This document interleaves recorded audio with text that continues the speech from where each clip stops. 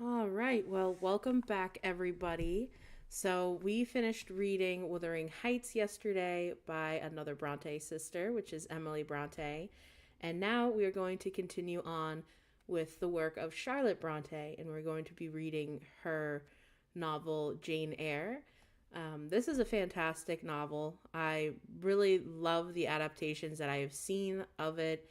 I know there's been tons of movie productions, there's been some really great television series that have been made with some very well known actors that I'm very excited to be reading through this.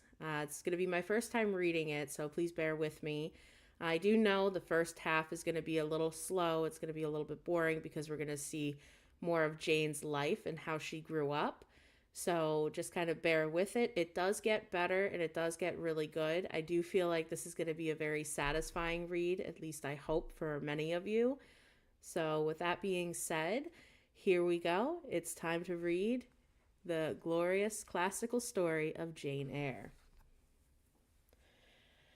Chapter 1. There was no possibility of taking a walk that day. We had been wandering, indeed, in the leafless shrubbery an hour in the morning, but since dinner the cold winter wind had brought with it clouds so somber and a rain so penetrating that further outdoor exercise was now out of the question. I was glad of it. I never liked long walks, especially on chilly afternoons. Dreadful to me was the coming home in the raw twilight with nipped fingers and toes, and a heart saddened by the chidings of Bessie, the nurse, and humbled by the consciousness of my physical inferiority to Eliza, John, and Georgiana Reed. The said Eliza, John, and Georgiana were now clustered round their mamma in the drawing-room. She lay reclined on a sofa by the fireside, with her darlings about her, and looked perfectly happy. Me she had dispensed from joining the group, saying that she regretted to be under the necessity of keeping me at a distance, but that until now that she heard from Bessie, and could discover by her own observation that I was endeavouring in a good earnest to acquire a more sociable and childlike disposition, a more attractive and sprightly manner, something lighter, franker, more natural, as it were, she really must exclude me from privileges intended for only contented, happy children. And of course I said, "What does Bessie say that I have done?" I asked. "Jane, I don't like canvilliers or questioners. Besides, there is something truly forbidding in a child taking up her elders in that manner. Be seated somewhere, and until you can speak pleasantly, remain silent." A breakfast room adjoined the drawing room. I slipped in there, and it contained a bookcase. Soon I possessed myself of a volume, taking care that it should be one stored with pictures. I mounted to the window seat, gathering up my feet. I sat cross-legged like a Turk, and having drawn the red moreen curtain closed, I was shrined in a double retirement. Folds of scarlet drapery shut in my view to the right hand, and to the left there were clear panes of glass, protecting but not separating me from the dreary November day. At intervals, while turning over the leaves of my book, I studied the aspect of the winter afternoon. Afar it offered a pale blank of mist and cloud. Near a scene of wet lawn and storm-beat shrub, with ceaseless rain sweeping away wildly before a long and lamentable blast. I returned to my book. It was Berwick's History of British Birds. The letterpress thereof I cared little for, generally speaking, and yet there was a certain introductory pages that, a child as I was, I could not pass quite as a blank. They were those which treat of the haunts of the sea-fowl, of the solitary rocks and promontories by them that only they inhabited, of the coasts of Norway, studded with isles from the southern extremity, the Lindeness, or the Naze to the North Cape, where the northern ocean in vast swirls and boils round the naked melancholy isles, of the farthest Thule and the Atlantic surge pours in among the heavy, stormy Hebrides. Nor could I pass unnoticed of the suggestion of the bleak shores of the Lapland, of Siberia, Spitzberg, Nova Zembla, Iceland, Greenland, with the vast sweep of the Arctic zone and those forlorn regions of dreary space, that reservoir of frost and snow, where firm fields of ice and accumulation of centuries of winters glazed in alpine heights above the surrounded pole, and that concentrate the multiplied rigors of extreme coldness. Of these death-wet white realms, I formed an idea of my own, shadowy like all half-comprehended notions that float dim through children's brains, but strangely impressive. The words in these introductory pages connected themselves with the succeeding vignettes and gave significance to the rock standing up alone in a sea of billow and spray, to the broken boat stranded on a desolate coast, to the cold and ghastly moon glancing through the bars of cloud at a wreck just sinking. I cannot tell what sentiment haunted the quiet solitary churchyard, with its inscribed headstone, its gates, its 2 trees, its low horizon, girdled by a broken wall, and its newly risen crescent, attesting the hour of the eventide. The 2 ships becalmed a torpid sea, I believe to be marine phantoms, the fiend pinning down the thief's pack behind him. I passed over quickly. It was an object of terror. So was the black-horned thing seated aloof on a rock surveying a distant crowd surrounding a gallows. Each picture told a story, mysterious often to my underdeveloped understanding and imperfect feelings, yet ever profoundly interesting as the tales that Bessie sometimes narrated on a winter evening, when she chanced to be in a good humor, and when, having brought her ironing table to the nursery hearth, she allowed us to sit about it, and while she got up Mrs. Reed's lace frills and crimped her nightcap borders, she fed our eager attention with passages of love and adventure, taken from old fairy tales and other ballads, or from pages of Pamela and Henry Earl of Moreland. With Bewick on my knee, I was happy at least in my own way. I feared nothing but interruption, and that came too soon. The breakfast-room door opened. "Bo! Madam Mope!" cried the voice of John Reed. Then he paused, and he found the room apparently empty. "Where the dickens is she?" he continued. "Lizzie, Georgie, Joan is not here. Tell Mamma that she has run out into the rain. Such a bad animal." It was well that I drew the curtain, I had thought to myself, and I wished fervently that he might not discover my hiding place, nor would John Reed have found it out himself. He was not the quick of either of version or conception, but Eliza just put her head in the door and said at once, "She's at the window seat, to be sure, Jack." And I came out immediately, for I trembled at the idea of being dragged forth by the said Jack. "What do you want?" I asked, with an awkward diffidence. "Say, what do you want, Master Reed?" was the answer. "I want you to come here." And seating himself in the armchair, he intimated by a gesture that I was to approach and stand before him. John Reed was a schoolboy of 14 years old, 4 years older than I, for I was but 10, large and stout for his age, with a dingy and unwholesome skin, thick lineaments in a spacious visage, heavy limbs and large extremities.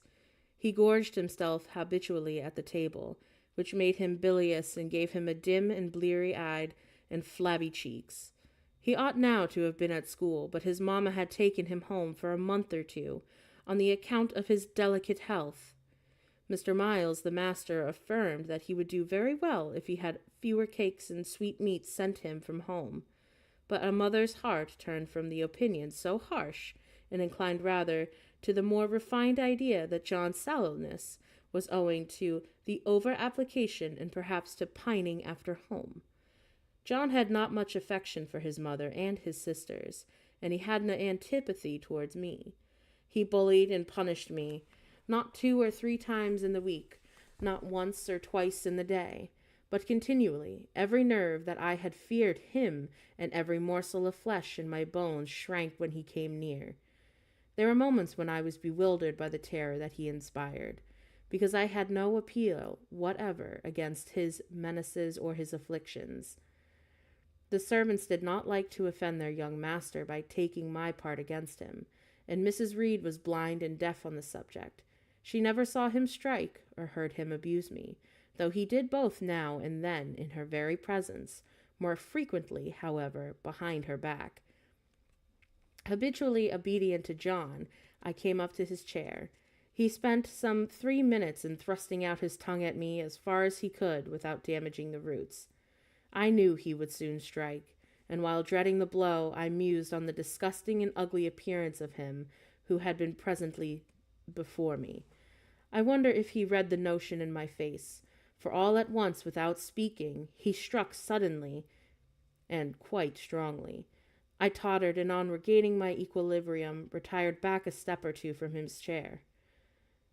"That is for your impudence for answering Mamma a while since," he said, "and for your sneaking away out of getting behind curtains, and for the look that you had in your eyes just 2 minutes since, you rat." Accustomed to John Reed's abuse, I never had an idea of replying to it. My care was now to endure the blow which would certainly follow the insult. "What were you doing behind the curtain?" he asked. "I was reading." "Show the book." I returned to the window and fetched it thence. "You have no business to take our books. You are a dependent, Mamma says, and you have no money, your father left you none, and you ought to beg, and not live here with gentlemen's children like us, and eat the same meals that we do, and wear clothes at our mamma's expense. Oh, now I will teach you to rummage my bookshelves, for they are mine. All the house belongs to me, or will do in a few years. Go, stand by the door, out of the way of the mirror and the windows." I did so, not at first aware what his intention was, but when I saw him lift and poise the book, and stand in an act to hurl it, I instinctively started aside with a cry of alarm.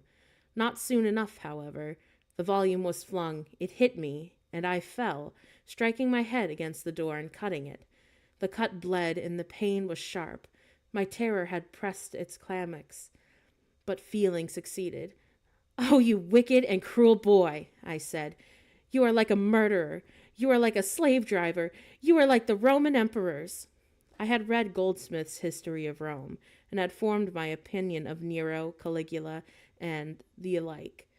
Also, I had drawn parallels in silence, which I never thought thus to have declared aloud. "What? What?" he cried. "Did she say that to me? Did you hear her? Eliza, Georgiana? Won't I tell Mamma? Oh, but first—" He ran headlong at me. I felt him grasp my hair and my shoulder. He had closed with a desperate thing. I really saw in him a tyrant, a murderer. I felt a drop or two of blood from my head trickle down my neck, and was sensible of somewhat pungent suffering. These sensations for the time predominated over fear. I received him in a frantic sort. I don't very well what I did with my hands, but he called me "Rat! Rat!" and bellowed aloud. Aid was near him. Eliza and Georgiana had run for Mrs. Reed, who was gone upstairs. She now came upon the scene, followed by Bessie and her maid Abbot.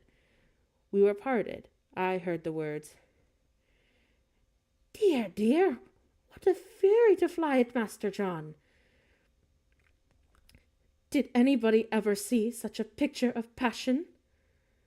Then Mrs. Reed subjoined, "Take her away to the Red Room and lock her in there." 4 hands were immediately laid upon me, and I was borne upstairs. Oh, thank you for sharing the live. I appreciate it. Chapter 2. I resisted all the way, a new thing for me, and a circumstance which greatly strengthened the bad opinion Bessie and Miss Abbott were disposed to entertain me of. The fact is that I was a trifle beside myself, or rather out of myself. As the French would say, I was conscious that a moment's mutiny had already rendered me liable to strange penalties, and like any other rebel slave, I felt resolved, in my desperation, to go to all lengths. "Hold her arms! Miss Abbott, she's like a mad cat." For shame, cried the lady's maid. "What shocking conduct, Miss Eyre, to strike a young gentleman, your benefactress's son, your young master." "Master? Oh, he is not my master. Am I a servant?" "No, but you are less than a servant, for you do nothing for your keep. There, sit down, and think over your wickedness." They had got me by this time to the apartment indicated by Mrs. Reed, and had thrust me upon a stool. My impulse was to rise from it like a spring. Their 2 pair of hands arrested me instantly. "If you don't sit still, you must be tied down," said Bessie. "Miss Abbott, lend me your garters. She will break mine directly." Miss Abbott turned to divest a stout leg of a necessary ligature. This preparation for bonds and the additional ignominy it inferred took a little of the excitement out of me. "Oh, don't take them off," I cried. "It will not stir." "And I will not." In guarantee whereof, I attached myself to my seat by my hands. "Mind you don't," said Bessie, and then she had ascertained that I was really subsiding. She loosened her hold on me, and then she and Miss Abbott stood with folded arms, looking darkly and doubtfully on my face, incredulous of my sanity. "She never did so before," at last said Bessie, turning to Abigail. "But it always is in her," was the reply. "I've told Mrs. often my opinion about the child, and Mrs. agreed with me. She's an underhand little thing. I never saw a girl of her age with so much cover." Bessie answered not, but ere long, addressing me, she said, "You ought to be aware, miss, that you are under obligations to Mrs. Reed. She keeps you. If she were to return you off, you would have nowhere to go but the poorhouse." I had nothing to say to these words. They were not new to me. My very first recollections of existence included hints of the same kind. This reproach of my dependency had become a vague sing-song in my ear, very painful and very crushing, but only half intelligible. Miss Abbott joined in. "And you ought not think yourself on the equality with Mrs. Reed or Master Reed, because Mrs. kindly allows you to be brought up with them. They will have a great deal of money, and you will have none. It is your place to be humble, and to try to make yourself agreeable to them." "What we tell you is for your own good," added Bessie, in no harsh voice. "You should try to be useful and pleasant then. Perhaps you would have a home here. But if you become passionate and rude, Mrs. will send you away, I am sure." "Besides," said Miss Abbott, "God will punish her. She might strike her dead in the midst of her tantrums, and then where would she go? Come, Bessie, we will leave her. I wouldn't have her heart for anything. Say your prayers, Miss Eyre, and when you are by yourself, for if you do not repent, something bad may be permitted to come down that chimney and fetch you away." They went, shutting the door, locking it behind them. The Red Room was a square chamber, very seldom slept in. I might say never, indeed, unless it was a chance influx of visitors at Gateshead Hall, rendered it necessary to turn to the account that all accommodation it contained. Yet it was one of the largest and stateliest chambers in the manse. A bed supported on massive pillars of mahogany, hung with curtains of deep red damask, stood out like a tabernacle in the center. The 2 large windows, for their blind always drawn, were half shrouded in festoons and falls of similar drapery. The carpet was red. The table at the foot of the bed was covered with a crimson cloth. The walls were a soft fawn color, with a blush of pink. The wardrobe, the toilet table, the chairs were of darkly polished old mahogany. Out of these deep surrounding shades rose high and glared white the piled-up mattresses and pillows of the bed, spread with a snowy Marseille counterpane. Scarcely less prominent was an ample cushioned easy-chair near the head of the bed, also white, with a footstool before it, and looking, as I thought, like a pale throne. This room was chill, because it seldom had a fire. It was silent because remote from the nursery and the kitchen, solemn because it was known to be seldom entered. The housemaid alone came here on Saturdays to wipe from the mirrors and the furniture a week's quiet dust, and Mrs. Reed herself, at far intervals, visited to review the contents of a certain secret drawer in the wardrobe, where there were stored divers of parchments, her jewel casket, and a miniature of her deceased husband. And in those last words lies the secret of the Red Room, the spell which kept it so lonely in spite of its grandeur. Mr. Reed had been dead 9 years. It was in this chamber that he breathed his last. Here he lay in state. Hence his coffin was borne by the undertaker's men, and since that day a sense of dreary consecration had guarded it from frequent intrusion. My seat, to which Bessie and the bitter Miss Abbott had left me, riveted. It was a low ottoman near the marble chimney. The bed rose before me to my right hand. There was the high, dark wardrobe with subdued, broken reflections, varying the gloss of its panels. To my left were the muffled windows. A great looking glass between them repeated the vacant majesty of the bed and the room. I was not quite sure whether that they had locked the door, and when I dared move, I got up and went to see. Alas, yes, no jailer was ever more secure. Returning, I had to cross before the looking-glass. My fascinated glance involuntarily explored the depth it revealed. All looked colder and darker in that visionary hollow than in reality.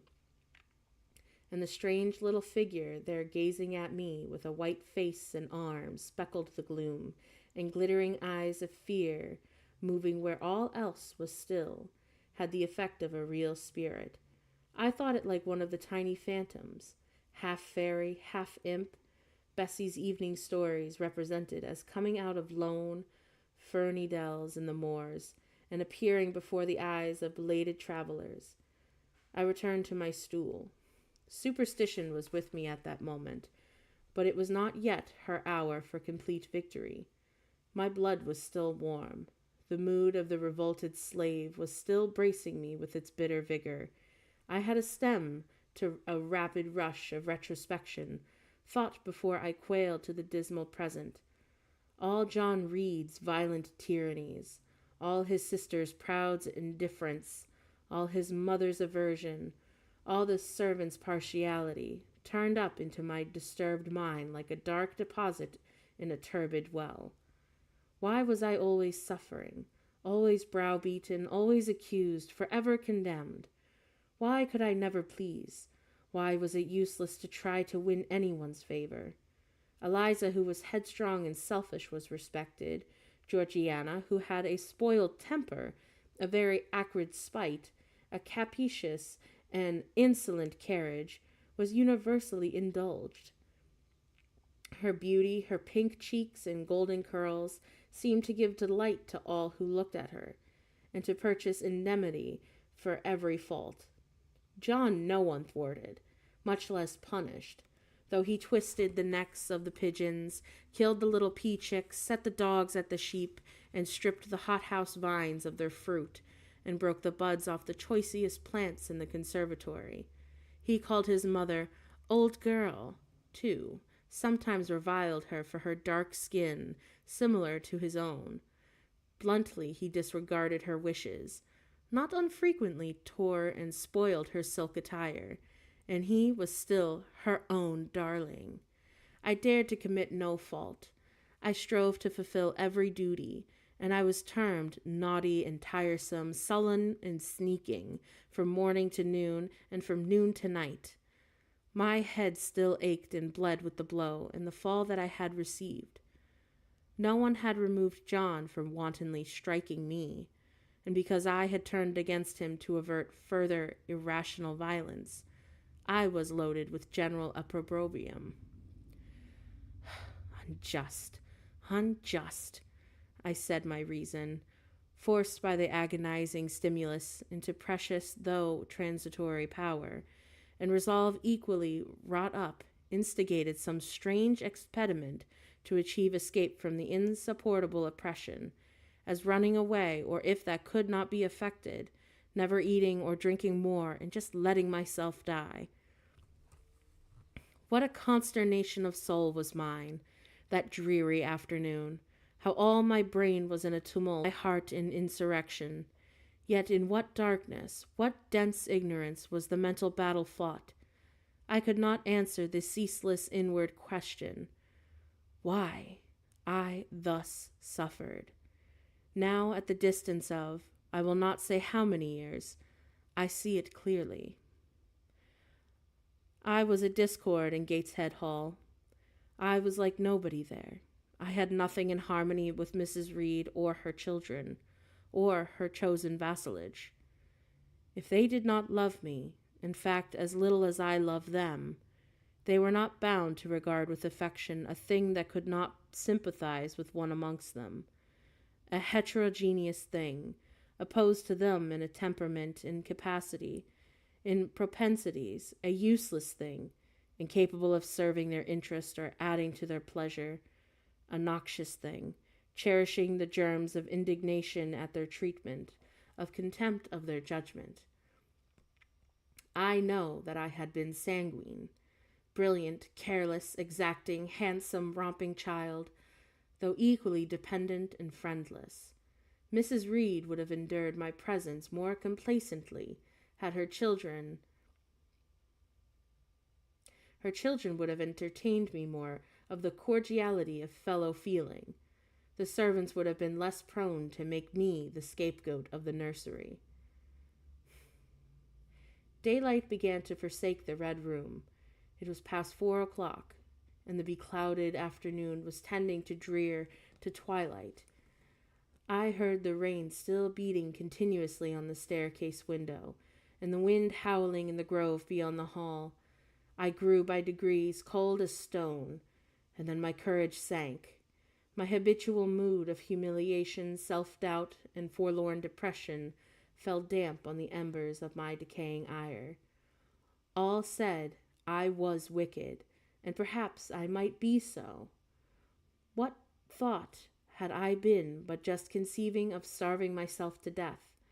That certainly was a crime, and was I fit to die? Or was the vault under the chancel of Gateshead Church an inviting bourne? In such a vault, I had been told, did Mr. Reed lie buried, and led by this thought to recall his idea. I dwelt on it with gathering dread. I could not remember him, but I knew that he was my own uncle, my mother's brother, that he had taken me from a parentless infant to his house, and then in his last moments he had required a promise of Mrs. Reed that she would rear and maintain me as one of her own children. Mrs. Reed probably considered that she kept this promise, and so she had, I dare say, as well as her nature could permit her. But how could she really like an interloper not of her race, and unconnected with her, after her late husband's death, by any tie? It must have been most irksome to find herself bound by a hard-wrung pledge to stand in the stead of a parent to a strange child she could not love, and to see any uncongenial alien permanently intruded on her own family group. A singular notion dawned upon me. I doubted not, never doubted, that if Mr. Reed, had been alive, he would have treated me kindly. And now, as I sat looking at the white bed and the overshadowed walls, occasionally turning a fascinated eye towards a dimly gleaming mirror, I began to recall what I had heard of dead men, troubled in their graves by the violation of their last wishes, revisiting the earth to punish the perjured and avenge the oppressed. And I thought Mr. Reed's spirit, harassed by the wrongs of his sister's child, might quit its abode, whether in the church vault or in the unknown world of the departed, and rise before me in this chamber. I wiped my tears and hushed my sobs, fearful lest any sign of violence, grief might have wakened a paternal voice to comfort me, or elicit the gloom of some haloed face bending over me with strange pity. This idea, consolarity in theory, I felt would be terrible if realized. With all my might, I endeavored to stifle it. I endeavored to be firm. Shaking my hair from my eyes, I lifted my head and tried to look boldly around the dark room. At this moment, a light gleamed on the wall. Was it, I asked myself, a ray from the moon, penetrating some aperture in the blind? No. Moonlight was still, and this stirred. While I gazed, it glided up to the ceiling and quivered over my head. I can now conjecture readily that this streak of light was, in all likelihood, a gleam from a lantern carried by someone across the lawn. But then, prepared as my mind was for horror, shaken as my nerves were by agitation, I thought the swift darting beam was a herald of some coming vision from another world. My heart beat thick and my head grew hot. A sound filled my ears, which I deemed the rushing of wings. Something seemed near me. I was oppressed, suffocated. Endurance broke down. I rushed to the door and shook the lock in desperate effort. Steps came running along the outer passage, and the key turned. Bessie and Abbot entered. "Miss Eyre, are ye ill?" said Bessie. "What a dreadful noise! It went quite through me," exclaimed Abbot. "Take me out. Let me go into the nursery," was my cry. "What for? Are ye hurt? Have ye seen something?" again demanded Bessie. "Oh, I saw a light. I thought a ghost would come." I had now got hold of Bessie's hand, and she did not snatch it from me. "She screamed on purpose," declared Abbot in some disgust. "And what a scream! If she had been in great pain, one would have excused it. But she only wanted to bring us all here. I know her naughty tricks." "What is this?" demanded another voice peremptorily, and Mrs. Reed came along the corridor, her cap flying wide, her gown rustling stormily. "Abbot and Bessie, I believe I gave orders that Jane Eyre should be left in the Red Room till I came to her myself." "Well, Miss Jane screamed so loud, ma'am," pleaded Bessie. "Let her go," was the only answer. "Loose Bessie's hand, child. You cannot succeed in getting out by these means. Be assured, I abhor artifice, particularly in children. It is my duty to show you that tricks will not answer. You will now stay here an hour longer, and it is only on the condition of perfect submission and stillness that I shall liberate you then." "Oh, auntie, have pity, forgive me. I cannot endure it. Let me be punished some other way. I shall be killed if—" "Silence! This voice is almost repulsive." And so, no doubt, she felt it. I was a precious actress in her eyes, and she sincerely looked on me as a compound of virulent passions, mean spirit, and dangerous duplicity. Bessie and Abbot having retreated, Mrs. Reed, impatient of my now frantic anguish and wild sobs, abruptly thrust me back and locked me in, without farther parley. I heard her sweeping away, and soon after she was gone, I suppose I had my species of fit, unconscious, and then closed the scene. Chapter 3. The next thing I remember is waking up with a feeling as if I had a frightful nightmare, and seeing before me a terrible red glare, crossed with thick black bars. I heard voices, too, speaking with a hollow sound, as if muffled by a rush of wind or water. Agitation, uncertainty, and all-predominating sense of terror confused my faculties. Ere long, I became aware that someone was handling me, lifting me up and supporting me in a sitting position, and that more tenderly than I had ever been raised or upheld before. I rested my head against a pillow or an arm, and felt easy. In 5 minutes more, the cloud of bewilderment dissolved. I knew quite well that I was in my own bed, and that the red glare was the nursery fire. It was night. A candle burnt on the table. Bessie stood at the bed with a basin in her hand, and a gentleman sat in a chair near my pillow, leaning over me. I felt an inexpressible relief, a soothing conviction of protection and security, when I knew that there was no stranger in the room, an individual not belonging to Gateshead, and now related to Mrs. Reed. Turning from Bessie, I scrutinized the face of the gentleman. I knew him. It was Mr. Lloyd. He was an apothecary, sometimes called in by Mrs. Reed when the servants were ailing, or for herself and the children that she also tried to employ a physician. "Well, who am I?" he asked. I pronounced his name, offering him at the same time my hand. He took it smilingly and said, "What shall we do very well by and by?" and then laid me down, and addressing Bessie, charged her to be very careful that I was not disturbed during the night. Having given some further directions and intimates that he should call again the next day, he departed. To my grief, I felt so sheltered and befriended while he sat in the chair near my pillow, and as he closed the door after him, all the room darkened, and my heart again sank. Inexpressible sadness had weighed it down. "Do you feel as if you could sleep, miss?" asked Bessie, rather softly. Scarcely dared I answer her, for I feared the next sentence might be rough. "I will try." "Would you like a drink, or could you eat anything?" "No, thank you, Bessie." "Then I think I shall go to bed, for it is past 12 o'clock. But you may call me if you want anything in the night." Wonderful civility this was. It emboldened me to ask a question.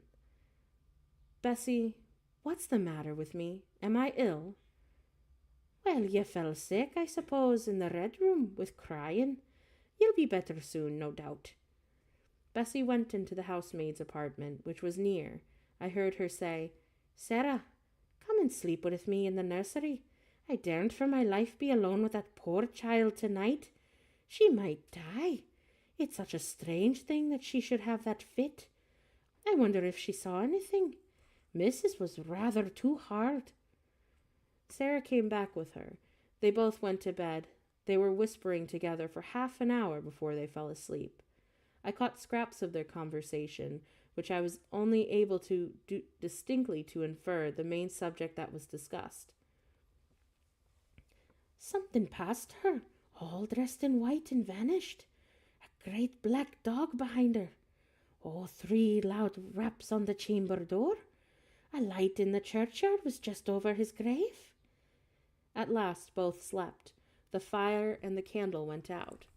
For me, the watches of that long night passed in a ghastly wakefulness, strained by dread, such dread as children can only fear. No severe or prolonged bodily illness followed this incident of the Red Room. It only gave me nerves, a shock of which I feel the reverberation of to this day. Yet, Mrs. Reed, to you, I owe some fearful pangs of mental suffering. But I ought to forgive you, for I know not what you did. While rending my heartstrings, you thought you were only uprooting my bad propensities. The next day by noon I was up and dressed, and sat wrapped in a shawl by the nursery hearth. I felt physically weak and broken down, but my worst ailment was an unutterable wretchedness of mind, a wretchedness which kept drawing me from silent tears. No sooner had I wiped one salt drop from my cheek than another would follow. Yet I thought I ought to have been happy, for none of the Reeds were there. They were all gone out in the carriage with their mamma.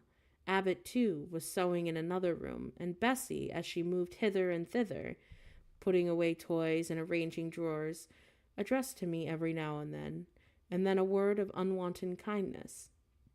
This state of things should have made me feel like it was a paradise of peace, accustomed as I was to a life of ceaseless reprimand and thankless fagging.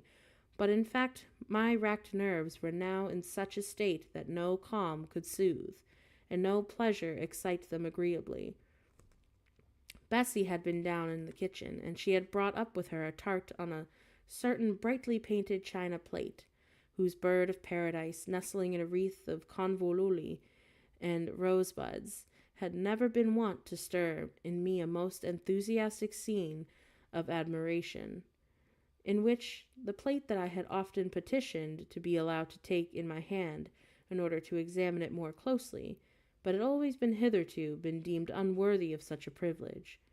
This precious vessel was now placed on my knee, and I was cordially invited to eat the circlet of delicate pastry upon it. Oh, vain favor! Coming like the most favors, long deferred and often wished for too late. I could not eat the tart, and the plumage of the bird, the hints of the flowers, seemed strangely faded. I put both the plate and the tart away. Bessie asked if I would have a book. The word book acted as a transient stimulus, and I begged for her to fetch Gulliver's Travels from the library. This book I had again and again perused with delight. I considered it a narrative of facts, and discovered in it a vein found in fairy tales. For as long to the elves, having sought them in vain amongst the foxglove leaves and the bells, under mushrooms and beneath the ground ivy mantling old wall nooks, I had at length made up my mind to the sad truth, that they were all gone out of England to some savage country where the woods were wilder and thicker, and the population more scant. Whereas Lilliput and Brobdingnag, being in my creed solid parts of the earth's surface, I doubted that I might one day, by taking a long voyage, see with my own eyes the little fields, houses, and trees with diminutive people and tiny cows, sheep and birds of one realm, and the cornfields forest high, and the mighty mastiffs, the monster cats, the tower-like men and women of the other. Yet when this cherished volume was now placed in my hand, when I turned over its leaves and sought its marvelous pictures, the charm I had, till now, never failed to find, all was eerie and dreary. The giants were gaunt goblins, the pygmies malevolent and fearful imps, Gulliver a most desolate wanderer in the most dread and dangerous regions. I closed the book, which I dared no longer to peruse, and put it on the table beside the untasted tart. Bessie had now finished dusting and tidying up the room, and having washed her hands, she opened a certain little drawer full of splendid shreds of silk and satin, and began making a new bonnet for Georgiana's doll. Meantime she sang her song, and went as, "In the days we spent a gypsying a long time ago."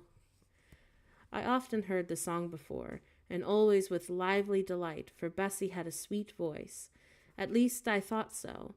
But now, though her voice was still sweet, I found in its melody an indescribable sadness. Sometimes preoccupied with her work, she sang the refrain very lowly and very lingeringly. "A long time ago," it came out like the saddest cadence of a funeral hymn. She passed into another ballad, this time a really doleful one. "My feet they are sore, and my limbs they are weary. Long is the way, and the mountains are a wild. Soon will the twilight close moonless, dreary, over the path of the poor orphan child. Why did they send me so far away and so lonely, up where the moors spread and the grey rocks are piled? Men are hard-hearted and kind angels only watch over the steps of a poor orphan child. Yet distant and soft the night breezes a-blowing, clouds there are none, and clear stars gleam mild. God in his mercy protect is showing comfort and hope to the poor orphan child. Even should I fall over the broken bridge passing, or stay in the marshes by the false lights beguiled, till will my Father, with promise and blessing, take to his bosom the poor orphan child. There is a thought for that strength should avail me, though both of shelter and kindred despoiled. Heaven is a home, and the rest will not fail me. God is a friend to the poor orphan child." "Oh, come now, Miss Jane, don't ye cry," said Bessie as she finished. She might as well have said to the fire, "Don't burn." But how could she divine the morbid suffering which I was a prey? In the course of the morning, Mr. Lloyd came again. "What, already up?" he said as he entered the nursery. "Well, nurse, how is she?" Bessie answered that I was looking very well. Then she ought to be... Wait, hold on. Then she ought to look more cheerful. Come here, Miss Jane. Your name is Jane, is it not? Yes, sir. Jane is Jane Eyre. Well, you have been crying, Miss Jane Eyre. Can you tell me what about? Have you any pain? No, sir. Oh, I dare say she is crying because she could not go out with Missus in the carriage, interposed Bessie. Surely not. Why, she is too old for such pettishness.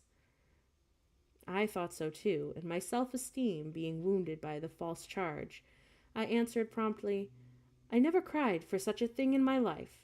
I hate going out in the carriage. I cry because I am miserable. Oh, fie, miss, said Bessie.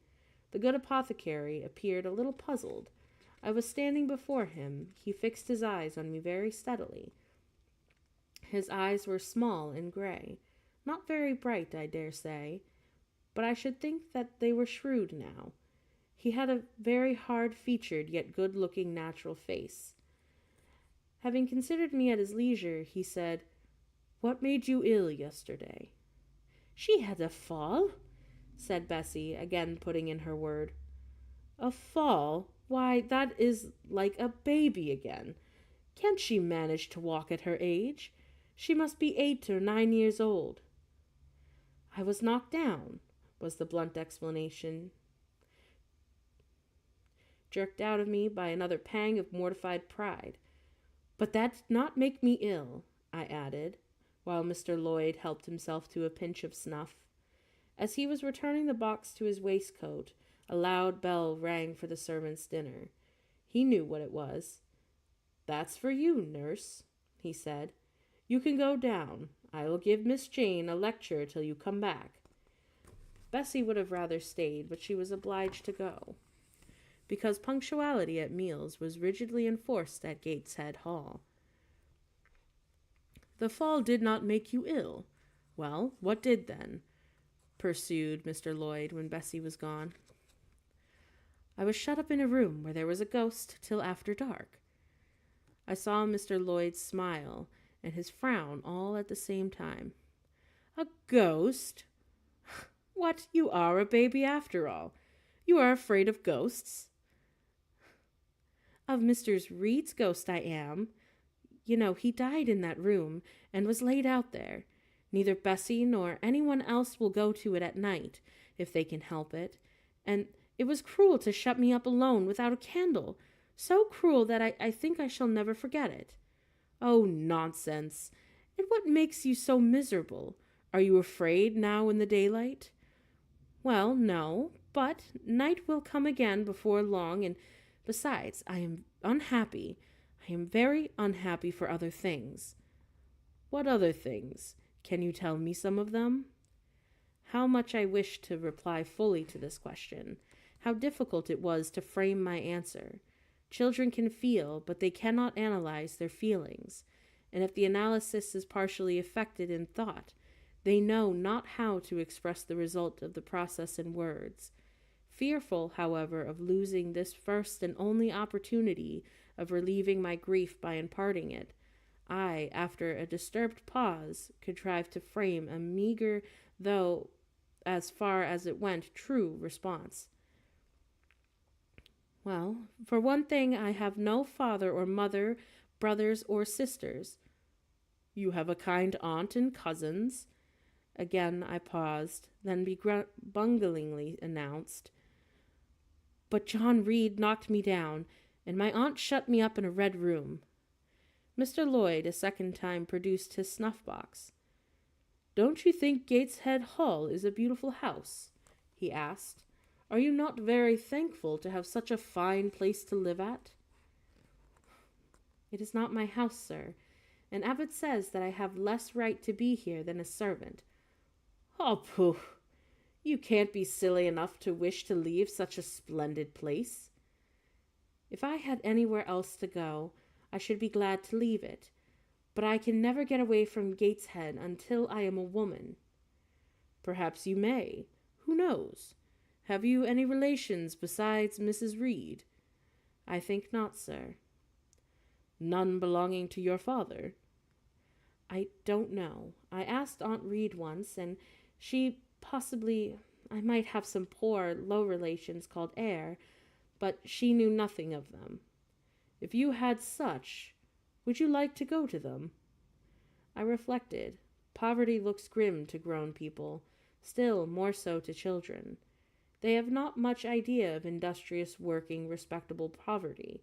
They think of the word only as connected with ragged clothes, scanty food, fireless grates, rude manners, and debasing devices. Poverty for me was synonymous with degradation.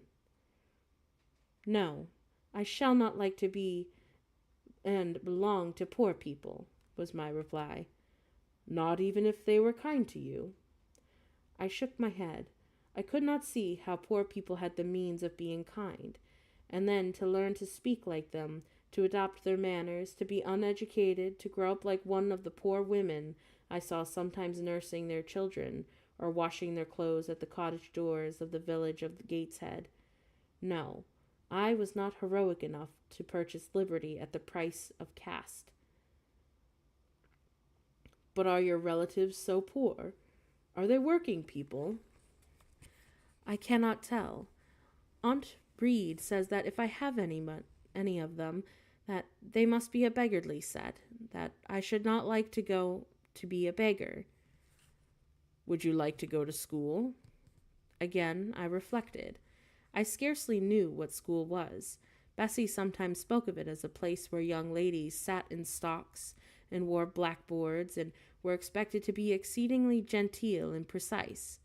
John Reed hated his school and abused his master. But John Reed's tastes were no rule for mine, and if Bessie's counts of school discipline were somewhat appalling, her details of certain accomplishments attained by these same young ladies were, I thought, equally attractive.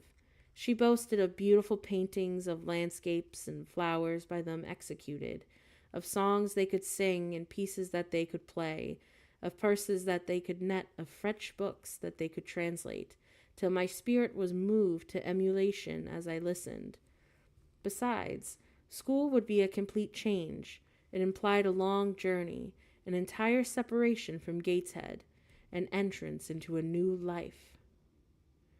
I should indeed like to go to school, was the audible conclusion of my musings. Well, well, who knows what may happen, said Mr. Lloyd as he got up. The child ought to have the change of air and scene, he added, speaking to himself. Nerves not in a good state. Bessie now returned at the same moment the carriage was heard rolling up the gravel walk. Is that your mistress, nurse? Asked Mr. Lloyd. I should like to speak to her before I go. Bessie invited him to walk into the breakfast room, and led the way out. In the interview which followed between him and Mrs. Reed, I presume from the after occurrences, the apothecary then ventured to recommend my being sent to school, and the recommendation was no doubt readily enough adopted, for as Abbot said in discussing the subject with Bessie, when both sat sewing in the nursery one night, after I was in bed, and they thought I was asleep. Mrs. was, she dared to say, glad enough to get rid of such a tiresome and ill-conditioned child, who always looks as if she were watching everybody and scheming plots underhand. At least I had been given credit for some form of infantine Guy Fawkes. On the same occasion I learned for the first time from Mrs. Abbott's communications to Bessie that my father had been a poor clergyman, that my mother had been married him against the wishes of her friends, who considered the match beneath her, that my grandfather Reed was so irritated at her disobedience that he cut her off without a shilling, and after my mother and father had been married a year, The latter caught typhus fever, which, visiting among the large manufacturing town where his curacy was situated, and where that disease was then prevalent, that my mother took the infection from him, and that both of them died within a month of each other. Bessie, when she heard this narrative, sighed and said, "Oh, poor Miss Jane is to be pitied too, Abbot." "Yes," responded Abbot, "if she were a nice, pretty child, she might be compassionate for her forlornness, but one really cannot care for such a little toad as that." "Not a great deal, to be sure," agreed Bessie. "At any rate, a beauty like Miss Georgiana would be more moving in the same condition." "Yes, oh yes, I adore Miss Georgiana," cried the fervent Abbot. "Little darling, with her long curls and her blue eyes, and such a sweet color as she has, just as if she were painted. Bessie, I could fancy a Welsh rabbit for supper." "So could I, with a roast onion. Come, we'll go down." And so they went. So I am going to stop here just because it's getting to be a very long chapter. But if you liked listening to me, you can feel free to subscribe, follow, because I do stream pretty regularly every night. I do this reading series every night at 8 p.m. Eastern Time. So if you liked listening to me read bits of Jane Eyre to you, please feel free to follow, because that way you'll get notifications when I go live in the future. And yeah, feel free to leave any comments below in this video if you liked any bits of this reading or things that you're thinking about. And yeah, I hope to see you guys on the next one tomorrow. And with that being said, I hope you all stay safe.